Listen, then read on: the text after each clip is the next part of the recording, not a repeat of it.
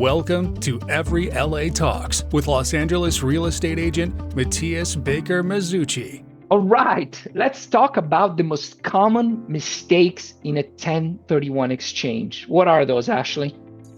I mean, there is a lot. I guess we'll talk about some of the top mistakes. Number one, which we've already been talking about, is waiting.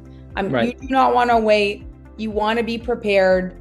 And that's going to be the most common mistake and where we see deals fall through. Mm-hmm. Number two is what you do actually have to replace in your 1031 exchange. A lot of investors think, oh, it's only my capital gains that I have to invest. Well, right. No, what you really need to reinvest is the sale price of your relinquished property. So that means if you sell a property for $1 million, you need to go buy a new property for $1 million or more. Mm-hmm. If you have debt in place on that property, right. Let's say you sell it for $1 million and you have $200,000 in debt, you still need to go buy a property for $1 million, not $800,000. That's a big pitfall that I see with investors today. So okay. you can you can either go out and get a new loan for $200,000, bring in capital for $200,000, but your purchase price needs to be $1 million. I'd say those are some of the biggest mistakes and ways that you can protect yourself in the exchange so that you don't fall victim to some of these mistakes is understanding the identification rules and following them to be your friend.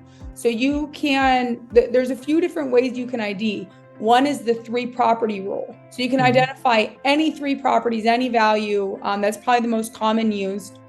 The second is the 200% rule.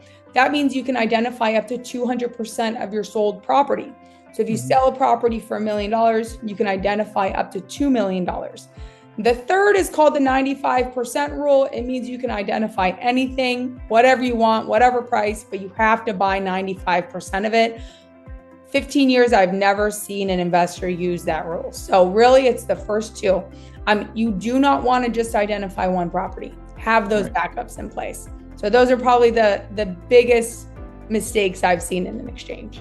That makes perfect sense. And you know what? Thank you for elaborating on the debt, which I think it's extremely important because people need to understand that, like if you have a mortgage, so that people understand, if you have a mortgage for, people, that mortgage, somehow that debt, it's got to move with you, or you have to bring in the capital to make up that difference, which is, which coming in, would be coming in to the exchange.